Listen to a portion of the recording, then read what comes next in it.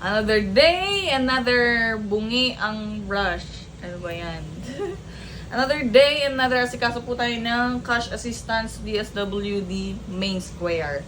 So tara, samahan niyo ako. Alamin natin kung totoong one day process pa rin ba or lista moments na naman. So gusto ko ako mismo makakaalam. Kasi marami naman na pong nagsabi pero gusto ko ako mismo makakarinig. Let's go, let's go. At talaga namang nakakapagtaka na para bang himala ang konti lang ng mga tao ngayon. Parang AI lang tong nakikita ko. Walang katao-tao, walang mga nakaupo sa gilid na yan. And yes, totoo nga po, gumawa na po ako ng post na pasa muna ng requirements and then yung payout is iti-text or tatawagan ka na lang. Hindi na po siya one day process, hindi na po siya katulad ng dati, nagbago na Ganun siya. Talaga, wala tayong magagawa. Lahat ng tao ay nagbabago. Charot. Kaya mag-shoutout na lang tayo ng mga nakasama natin kanina. Let's go! Shout out sa St. Augustine Dialysis Center. Yan, sa Rosario yan, no? Sa may Tejero Convention. Tejero Convention. Hello, Yan. kasama ko si Jam Pineda. Hello po.